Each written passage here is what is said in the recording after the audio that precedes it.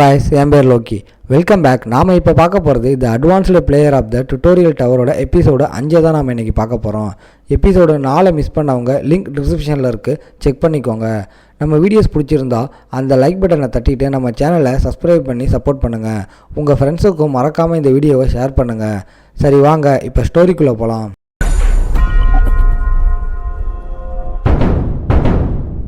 எபிசோடோட ஸ்டார்டிங்கில் இந்த பையனுக்கு நான் ட்ரைனிங் எல்லாம் கொடுத்து ஒரு வழிகாட்டியாக இருந்து வழிகாட்டினேனா என்னால் வெளியில் வர முடியும் அப்படின்னு நான் நினச்சேன். ஆனால் அப்படி ஒன்றும் நடக்கலை. ஏன்னா மேன்வா அனிமி இந்த மாதிரி விஷயத்தில் அப்படி தான் ஆகும். நம்ம லூப்பில் மாட்டிக்கும் போது அப்படி பண்ணால் கண்டிப்பாக வெளியில் வர முடியும். ஆனால் நம்ம ஹீரோவுக்கு அப்படி ஆகலை. அந்த டைமில் புதுவிதமான மார்ஷியல் ஆர்ட்ஸ் எல்லாம் நம்ம ஆள் க்ரியேட் பண்ணலாம். அந்த பையன் மேலே கல்லை வச்சு ட்ரைனிங் பண்ணுறது என்ன, வீட் ட்ரைனிங் அதை பண்ணுறது என்ன, இதே மாதிரி ஃபோக்கஸ் பண்ண ஸ்ட்ராங்காகு பில்லரோட அப்படின்னு நம்மளால் ஏகப்பட்ட டார்ச்சர்ஸான ட்ரைனிங் எல்லாம் கொடுத்துருப்பான்.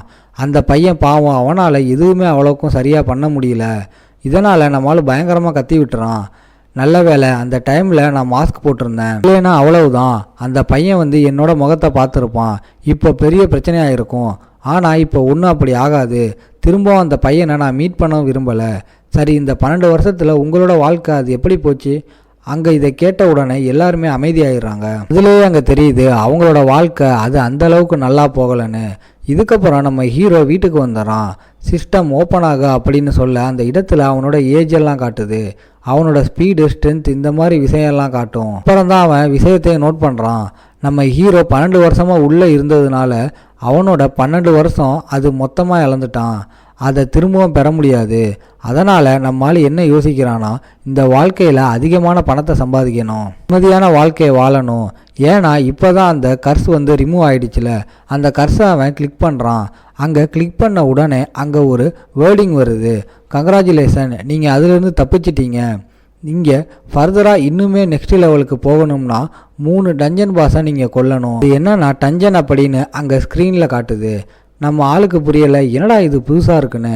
அங்கே இதை பார்த்துக்கிட்டு யோசிக்கும்போது திடீர்னுட்டு யாரோ ஒருத்தங்க டோரை தட்டுறாங்க. மிஸ்டர் கிம், உங்களை பார்க்கறதுக்கு வெளியில் யாரோ வந்திருக்காங்க. அம்மா என்ன ஆச்சு? என்னன்னா உங்களை பார்க்கணும், உங்களை மீட் பண்ணணும் அப்படின்னு கில்டு வழியாக ஒரு 2 பேர் வந்திருக்காங்க. நான் எத்தனை வாட்டி அவங்களுக்கு சொல்கிறது, எனக்கு ஒன்றும் அவங்கள மீட் பண்ணணும் அப்படின்னு விருப்பமே இல்லை. ஆனால் நீங்கள் வந்து தான் ஆகணும், இல்லைனா என்ன தான் அவங்க ஏதாச்சும் சொல்லுவாங்க. ஏன்னா அவங்க வேறு ஆரிஸ் கில்டு சொன்னால் அவங்க கேட்க மாட்டாங்க. நம்ம ஆளுக்கு புரியுது இந்த கில்டு ஒன்று சாதாரணமாக அப்படியே விடாதுன்னு. இதனால் வரேன்னு சொல்லிடுறான். நெக்ஸ்ட் சீனில் அந்த இடத்துல ஒரு பர்சனும் பின்னாடியே ஒரு அசிஸ்டண்ட்டும் இருக்கான். இதான அந்த ஹண்டர் கிம், உன்னை பற்றி நான் நிறைய விஷயம் கேள்விப்பட்டிருக்கேன். நான் உங்ககிட்ட எத்தனை வாட்டி சொல்கிறது, எனக்கு எந்த விதமான இன்டென்ஷனும் இல்லை கில்டில் ஜாயின் பண்ணணும், வேலை செய்யணும்னு. ஆனால் தம்பி, இந்த மாதிரி உனக்கு எவ்வளோ சலுகை கிடைக்குன்னு உனக்கு தெரியுமா? ஆனால் அதையும் தாண்டி நீ கில்டில் ஜாயின் பண்ணால் தனியாக க்ரோ ஆகலாம்னு நினச்சியா? கண்டிப்பாக உன்னால் முடியாது. ஆனால் இதுவே எங்கள் கில்டு பக்கம் வந்துட்டா அசால்ட்டாக உன்னால் க்ரோ ஆக முடியும். எதை பற்றியும் நீ கவலைப்பட வேணாம். ஆனால் நம்ம ஆள் இதுக்கெல்லாம் அசரவே இல்லை. ஆமாம், என்ன இந்த டைமில் என்னை பிளாக்மெயில் பண்ணலாம் அப்படின்னு பார்க்குறீங்களா? ஏய் தம்பி, வார்த்தையை விடும்போது பார்த்து விடணும்னு உனக்கு தெரியாதா? யோ இரியா, பேசிக்கிட்டு இருக்காங்களே. என்ன கிம், உனக்கு நான் இவ்வளோ சொல்லியும் புரியலையா? அதாவது நீ ஜாயின் பண்ணால் உனக்கு ஏகப்பட்ட விஷயம் கிடைக்கும். அப்படி நீ ஜாயின் பண்ணலைன்னா உனக்கு தான்ப்பா கஷ்டம். இப்படி அவர் சொல்ல நம்ம ஹீரோவுக்கு நல்லாவே தெரியுது எதுக்காக இவர் இப்படி சொல்கிறாருன்னு. நான் கேள்விப்பட்டிருக்கேன், உங்களோட ஏரிஸ் கில்டு அது கொரியாவில் இருக்க பாதி டஞ்சனை ஆக்குப்பை பண்ணி வச்சிருக்கு. அப்படி அவங்க டஞ்சனுக்கு போகணுமா, இன்னும் ஏரிஸோட மெம்பராக இருக்கணும், இல்லை டிக்கெட்டை அவங்க வாங்கணும். அதோட ப்ரைஸும் ரொம்பவும் அதிகம். அதனாலேயே நிறைய பேர் வேண்டா வெறுப்பா ஏரிஸ் கில்டில் ஜாயின் பண்ண மாதிரி இருக்கும். இந்த விஷயம்லாம் நம்ம ஹீரோவோட ஃப்ரெண்ட்ஸ் வழியாக அங்கே தெரிய வந்திருக்கும். இதை பற்றிலாம் ஆள் அங்கே சொல்ல அந்த மொட்டை பயங்கர கடுப்பாகிறான். அப்படியே அவனோட பவரோட அங்கே இருக்கிற பெஞ்சிலே ஒரு அடி அடிக்கிறான். ஒரு பயங்கரமான ஃபோர்ஸும் வெளிப்படுத்துது. தம்பி, இந்த மொட்டையை பார்த்தால இவன் ஏர் ரேங்குக்கும் மேலே. அதனால் என்ன யோசிக்கிற, அவனை டிபீட் பண்ண முடியும் அப்படின்னு நீ யோசிக்கிறியா? அதனால் பேசும்போது ஜாக்கிரதையாக பேசணும். தம்பி, உனக்கு சுச்சுவேஷன் இன்னமும் புரியலன்னு நினைக்கிறேன். நீ என்ன யோசிக்கிற தம்பி, உன்னாலே என்னை தோக்கடிக்க முடியும் அப்படின்னு யோசிக்கிறியோ? ஏன்னா நான் ஒரு ஏ ரேங்க் ஹண்டர் தம்பி. நான் இதை கேட்குற நம்ம ஹீரோ ஸ்மைல் பண்ணிக்கிட்டே சொல்கிறான், எல்லாருமே சொல்கிற மாதிரி தான், நீங்கள் உண்மையிலே ஒரு குப்பை தான். இதை கேட்குற அந்த மொட்டைக்கும் சரி மேனேஜருக்கும் சரி பயங்கரமாக அங்கே கடுப்பாகுது. நம்ம ஹீரோ கடுப்பேற்றுற விதமாக அங்கே செருப்பை கையில் வச்சுக்கிட்டே சொல்கிறான், உனக்கு புரியலைன்னு நினைக்கிறேன், கிட்ட வரியா உனக்கு புரிய வைக்கிறேன். உன்னை மாதிரி ஒரு பர்சனுக்கு வெறும் என்னோட செருப்பே போதும்.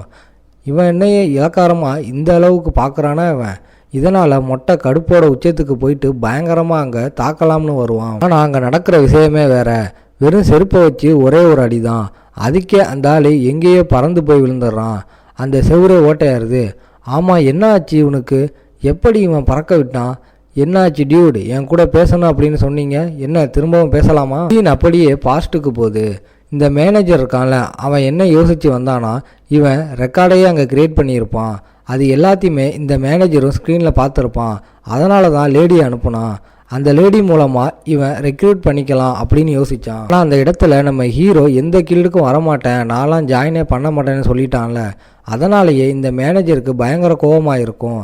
அந்த டைமில் அந்த பையன் வரமாட்டேன்னு வேற சொல்லிட்டான்ல, ஏதோ ஒரு வாட்டி ரெக்கார்ட் கிரியேட் பண்ணிட்டான். அதுக்கு அவன் தான் இந்த உலகத்திலேயே ஸ்ட்ராங் அப்படின்னு யோசிக்கிறானா.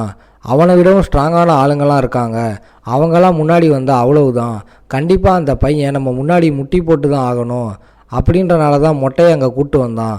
ஆனால் அவனோட நிலைமையே இப்போ மோசமாக இருக்குது. என்ன போய்கிட்டு இருக்கு? எப்படி நீ ரொம்ப ஸ்ட்ராங் தானே? அப்படி இருக்கும்போது எப்படி இந்த பையன் உன்னை இந்த அளவுக்கு பயங்கரமாக தாக்கியிருக்கான்? இத்தனைக்கும் அவன் மேஜிக்கை கூட பயன்படுத்தலை, வெறும் அவனோட ஸ்ட்ரென்த்தை மட்டும்தான் பயன்படுத்தினான். இது இம்பாசிபிள், இல்லை இதுக்கு வாய்ப்பே இல்லை. ஹீரோவும் கிட்ட வரும்போதே சொல்கிறான், உனக்கு ஒரு விஷயம் தெரியுமா? இந்த உலகத்திலே எனக்கு பிடிக்காத விஷயம் அது என்னன்னு தெரியுமா? என்னை யாராச்சும் மிரட்ட ட்ரை பண்ணால் அந்த விஷயம் எனக்கு சுத்தமாக பிடிக்காது. உனக்கு புரியுதா பைத்தியக்காரா? அப்படின்ட்டு அவன் கையில் பாதியாக உடஞ்சிருக்க அந்த செருப்பை வச்சு ஒரு அடி அடிக்க அங்கேயே அவனோட நிலைமை மோசமாகுது. இதுக்கப்புறம் ஒரு அப்பார்ட்மெண்ட்டோட சீனை காட்டுறாங்க. இப்போ கரண்ட்டாக நம்ம ஹீரோ ஹேண்ட்ஸமாக ஒரு பையன் இருப்பான்னு சொன்னேன்ல, அந்த அப்பார்ட்மெண்ட்டுக்கு தான் அங்கே வந்திருக்கான். அம்மா, எதுக்காக நீ அப்படி பண்ண? யார் இஸ் கில்டு? அவங்க ஒன்றும் சும்மா இல்லை, ரொம்பவும் பயங்கரமானவங்க. நீ பண்ண வேலையால் சுச்சுவேஷன் இன்னமும் தான் மோசமாகும். நம்ம ஹீரோவும் அப்படியே ஸ்ட்ராபெரியை சாப்பிட்டுக்கிட்டே அங்கே கேட்குறான், நீ சொல்கிறது எனக்கு புரியலை, அப்படி என்ன பெருசாக போகுது? அந்த ஏரிஸ் கில்டு எப்படிப்பட்ட கில்டுன்னு தெரியுமா? இதோட இந்த எபிசோட் முடியுது. உங்களை நான் அடுத்த எபிசோடில் பார்க்குறேன். இந்த வீடியோ பிடிச்சிருந்தா மறக்காமல் லைக், ஷேர் அண்ட் சப்ஸ்கிரைப் பண்ணிடுங்க.